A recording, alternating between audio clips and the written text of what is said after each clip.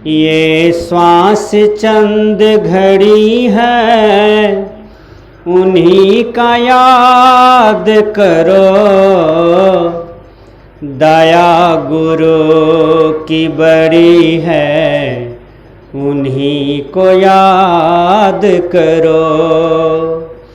दया गुरु की बड़ी है, उन्हीं को याद करो। हे मेरे भाई, गुरु की दया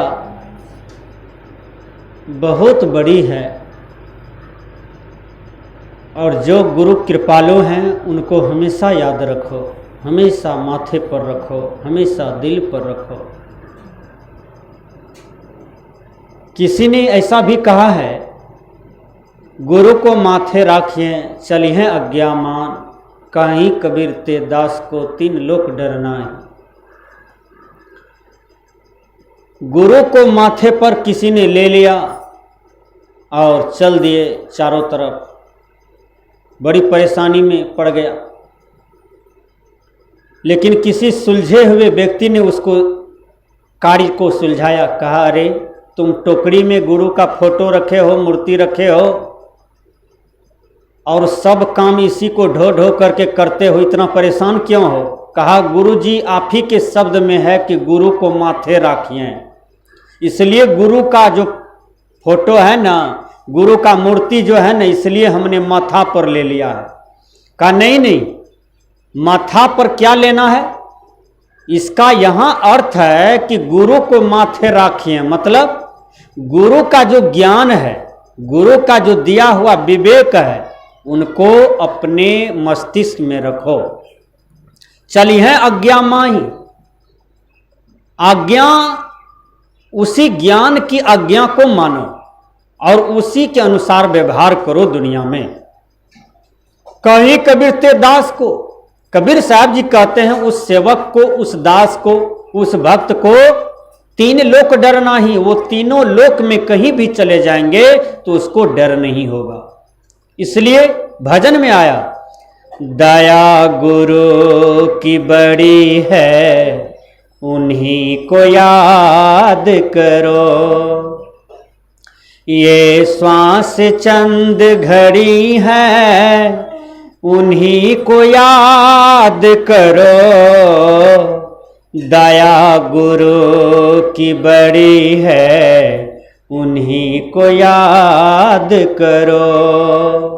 हे भाई, ये श्वास जो तुम्हारे अंदर में है, यह ठीक मशीन की तरह चल रहा है। जैसे मशीन में किसी भी प्रकार की तार टूटने से वह तुरंत सब चीज गड़बड़ा जाता है, उसी प्रकार हे भाई यह जीवन तुम्हारे मशीन की तरह है, यह शरीर मशीन की तरह है। कोई भी तार इसमें गड़बड़ा जाएगा तो तुरंत इससे हंसा निकलने की तैयारी में जुट जाता है। इसलिए भाई, ये श्वास चंद घड़ी है। जिस श्वास की तुम लंबी आशा किए हो कि हम 100 बरस तक, 200 बरस तक जिएंगे, इसकी पल भी गारंटी नहीं है। इसलिए वह गुरु की याद करो जिस गुरु ने तुम्हें ज्ञान दिया है, जिस गुरु ने तुम पर उपकार किया है। फिर कहते हैं, न जाने तेरे जाने की घंटी बज जाए कब, न जाने तेरे जाने की घंटी बज जाए कब। सिराहने मौत खड़ी है, उन्हीं को याद करो। ये श्वास चंद घड़ी है, उन्हीं को याद करो। दया गुरु की बड़ी है, उन्हीं को याद करो। दया गुरु की बड़ी है, उन्हीं को याद करो। कहते हैं, न जाने तेरे जाने की घंटी बज जाए कब। जब रेलवे प्लेटफार्म पर घंटी बजती है तो आप समझ जाते हैं गाड़ी आने वाली है, समझ जाते हैं ना, सही बात है। और जब मंदिर में घंटी बजती है तो सोचते हैं कि आरती हो रही है, यह प्रसाद मिलेगा, अब यहां से जाने की भी तैयारी हो जाएगी। तो विचार कीजिएगा, न जाने तेरे जाने की घंटी बज जाए कब। हे मानव, यहां से कितने चले गए और तुम्हारे भी जाने की घंटी बजने ही वाला है।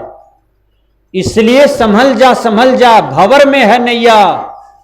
तुम्हारा नैया जो है बीच भंवर में है, बीच नदी में है। इसलिए तुम गुरु से ज्ञान प्राप्त करके अपने नैया को संभालो, अपने जीवन रूपी नैया को संभालो, तुम्हारा जीवन का उद्धार हो जाएगा। न जाने तेरे जाने की घंटी बज जाए कब, सिराहने मौत खड़ी है।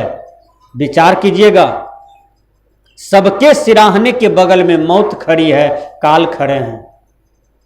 सब आदमी के पीछे, हर जीव जंतु के पीछे काल लगे हुए हैं, मौत खड़े हैं हमेशा कि कब इसको हम दबोच लें और कब इसको हम यहां से विदाई करके लेके चले जाएं। जब बेटी की विदाई होती है तो सब हंसी खुशी से होती है, लेकिन वही बेटी की विदाई जब सदा सदा के लिए होती है, तब विचार कीजिए उस दिन कितना दुख दर्द मालूम पड़ता है, कितना दर्द मालूम पड़ता है हृदय में। उसी प्रकार हे मानव, सिराहने मौत खड़ी है। तुम लंबा आशा मत करो, लंबा कामना मत करो।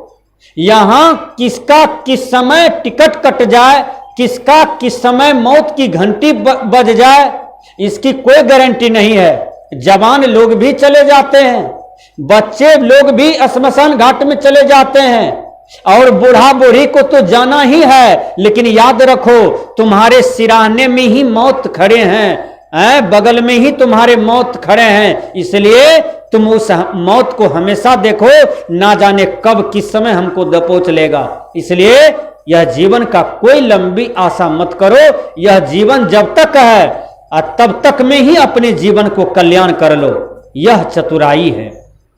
फिर कहते हैं, भरी जवानी में भी जो करना है जल्दी करे, भरी जवानी में भी जो करना है जल्दी करे, फिर तो हाथ छड़ी है उन्हीं को याद करो, फिर तो हाथ छड़ी है उन्हीं को याद करो।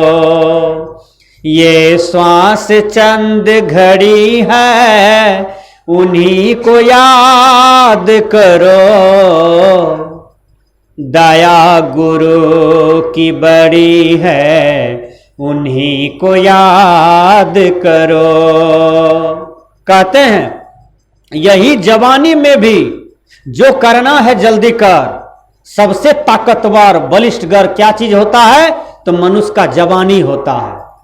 और संत महात्मा कहते हैं कि जवानी में भी जो करोगे वही होगा, बुढ़ापे में नहीं होगा। बुढ़ापे में आवाज गड़बड़ा जाएगा, बल गड़बड़ा जाएगा, सारी शक्ति छीन हो जाएगी, तुम जो चाहोगे वो नहीं कर पाओगे। इसलिए जवानी एक ऐसा साधन है, यह जवानी में तुमको भौतिक उन्नति, आध्यात्मिक उन्नति, कल्याण की उन्नति जो भी करना है तुम जवानी में कर सकते हो। इसलिए हे बाबड़े, तुम बाबड़े मत बनो, तुम गुरु की शरणार्थी हो जाओ, और वह गुरु के पास ऐसा दिव्य ज्ञान है, उसको तुम सेवा से ले लो, सेवा से जीत लो और अपने जीवन का कल्याण कर लो। इसी में तुम्हारी बलिहारी है, इसी में तुम्हारी चतुराई है। इसलिए कहते हैं दया गुरु की बड़ी है उन्हीं को याद करो, ये श्वास चंद घड़ी है उन्हीं को याद करो, दया गुरु की बड़ी है उन्हीं को याद करो, ये श्वास चंद घड़ी है उन्हीं को याद करो, दया गुरु की बड़ी है उन्हीं को याद करो, उन्हीं को याद करो, उन्हीं को याद करो। बोलिए सद्गुरु देव की जय, सद्गुरु आचार्य धर्म स्वरूप साहेब की जय, बंदी छोर कबीर साहेब की जय।